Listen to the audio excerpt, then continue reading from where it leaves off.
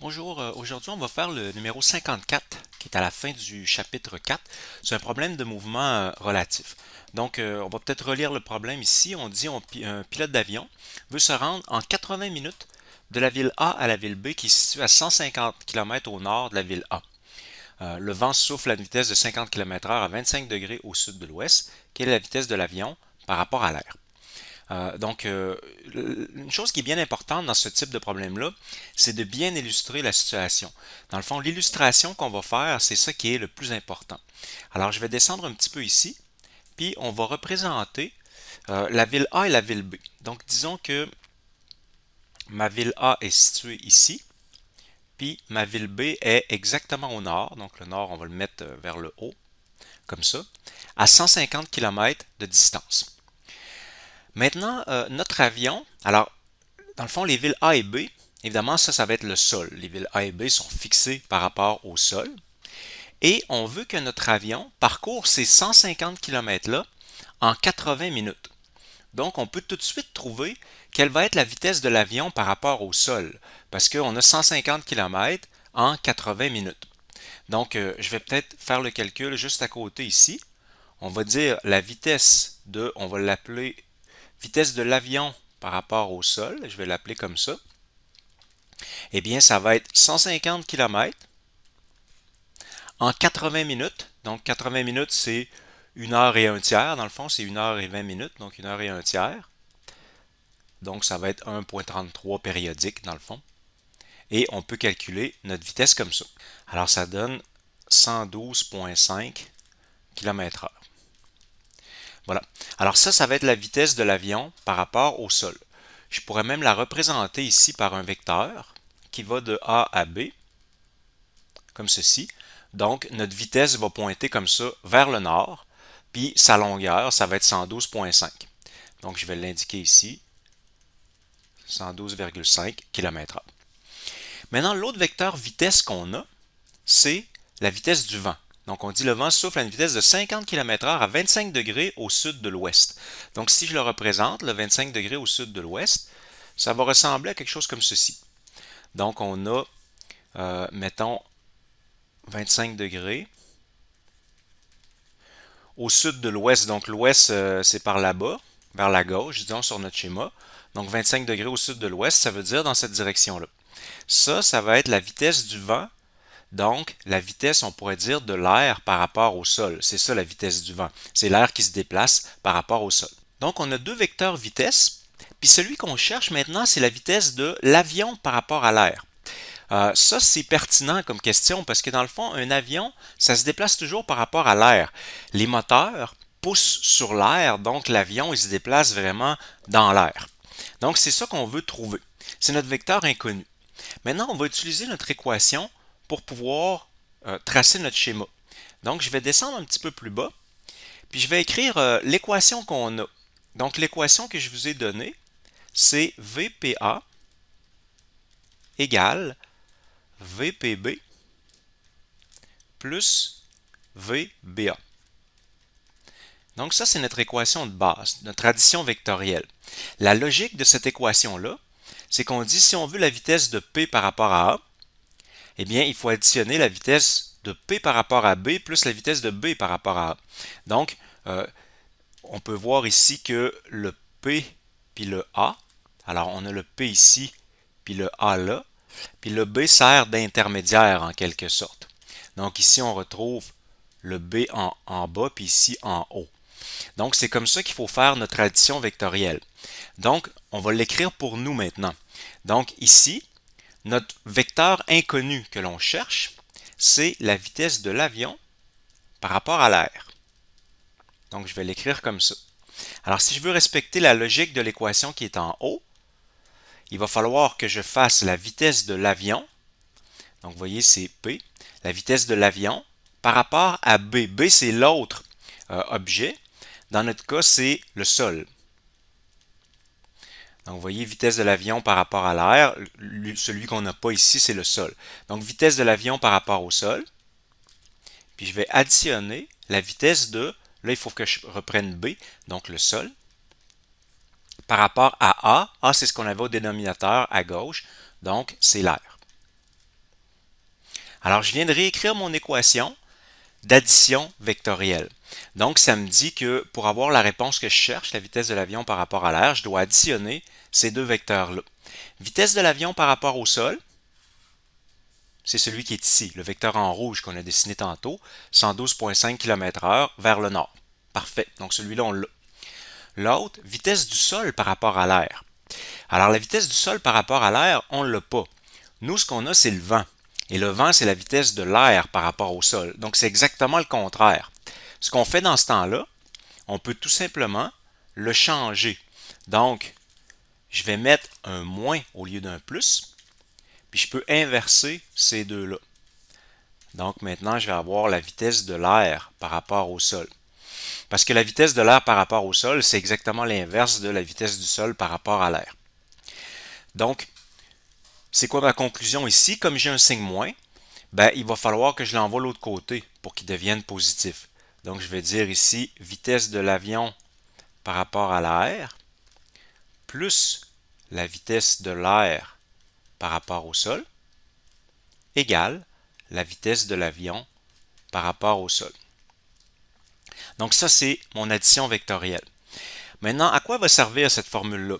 Dans le fond, elle sert tout simplement à me dire que la vitesse de l'avion par rapport au sol qui est à droite, c'est notre vecteur rouge qui est ici, la vitesse de l'avion par rapport au sol, eh bien, c'est la somme de la vitesse de l'avion par rapport à l'air, donc le vecteur que je cherche, plus la vitesse de l'air par rapport au sol, donc le vent.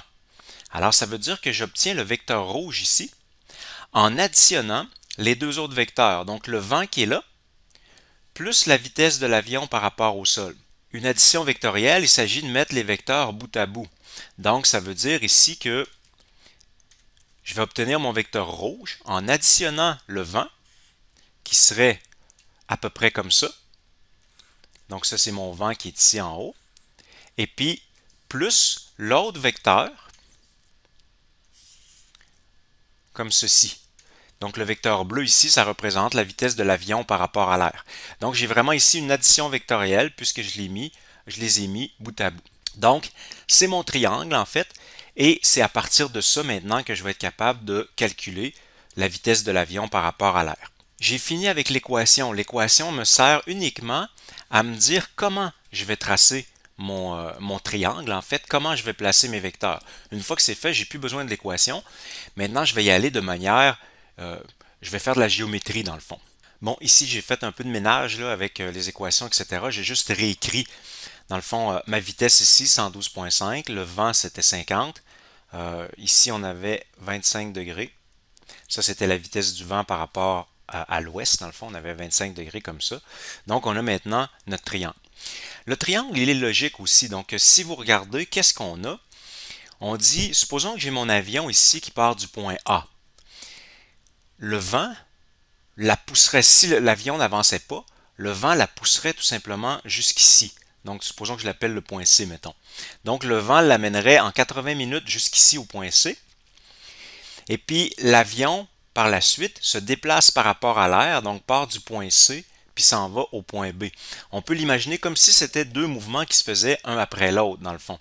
Donc, le vent pousse mon avion, puis ensuite, l'avion va aller jusqu'au point B, donc de C jusqu'à B. Puis la résultante, ça va être l'avion va être parti de A, puis ensuite va s'être rendu jusqu'à B. Il faut penser ici que l'avion, si je dessinais mon avion, là, il serait comme ça ici. Mettons avec ses ailes, comme ça, puis son hélice, là. L'avion, lui, il pointerait toujours dans cette direction-là. Donc, il se dirige vers le point B en pointant dans la direction de la flèche bleue, mais pendant qu'il pointe comme ça, le vent la fait déplacer de côté. Ici, on va avoir un exemple d'une situation semblable. Donc, on a un avion qui se déplace dans l'air, évidemment, et puis vu que c'est à l'atterrissage, on peut voir le sol. Donc, on peut bien voir que l'avion se dirige dans une direction, mais que par rapport au sol, il ne se déplace pas du tout dans cette direction-là. Donc, parce qu'ici, on a un vent qui est de côté. Donc, vous voyez l'avion qui se dirige vers la gauche de l'écran, en partie, mais qui se déplace en réalité bien parallèle à la piste ici. Donc, et c'est exactement ce qui se produit avec notre problème 54. L'avion fait vraiment quelque chose de semblable à ça. Alors, on revient à notre triangle. Maintenant, on va résoudre le problème en faisant de la géométrie. Donc, qu'est-ce qu'on a ici? C'est un triangle, bon, qui n'est pas rectangle, c'est un triangle quelconque. On a deux côtés. Donc, c'est nos vecteurs vitesse, 112,5 et 50.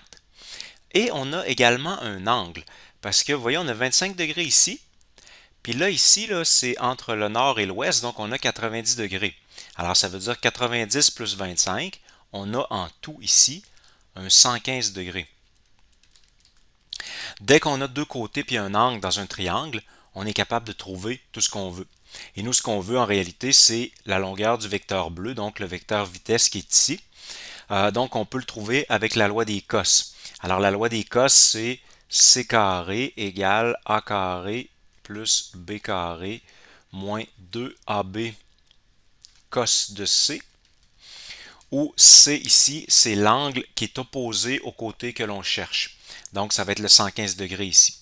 Alors, ça veut dire qu'on va faire 112,5 au carré plus 50 au carré. Remarquez qu'on a tout à fait le droit de rester en kilomètres heure. Tant qu'on est en kilomètres heure partout, notre réponse à la fin, elle va être en kilomètres heure. Alors, moins 2 fois 112,5 fois 50 fois cos de 115 degrés. Donc ça va nous donner c carré. Ensuite, évidemment, on prend la racine pour avoir la valeur de c. Alors, ça nous donne environ 141. Donc, kilomètres heure. Ça va être donc la vitesse du vent par rapport, c'est-à-dire la vitesse de l'avion par rapport à l'air. Si on nous demandait le cap de l'avion, donc le cap, c'est la direction dans laquelle le nez de l'avion va pointer, dans le fond. Alors, ça voudrait dire que dans notre cas ici, le cap, puis par convention, on le mesure par rapport au nord, le cap. Donc, ça serait l'angle qui est ici. Donc, notre avion pointe par rapport au nord vers le point B, là. Donc, ce serait l'angle qu'on a ici. On pourrait le trouver en trouvant l'angle qui est ici. Donc, supposons que je l'appelle, disons, θ, cet angle-là. Par la suite, on sait déjà que ici, on a 25 degrés. Donc, ce que je viens de pointer ici, c'est 25 degrés, parce que c'est un angle alterne interne avec l'autre.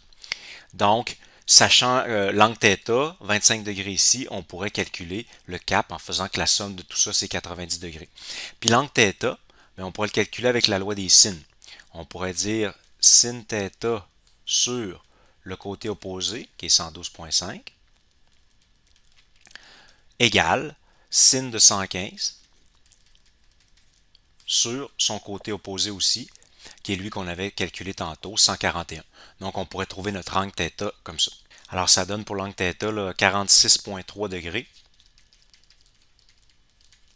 Donc, le cap, ça serait 90 degrés moins 46,3 moins 25.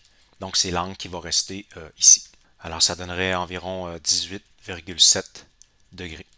Donc, on pourrait dire au pilote, par exemple, maintiens un cap de 18,7 degrés avec une vitesse de 141 et puis il pourrait réussir à aller à la ville B durant le temps qu'il souhaite.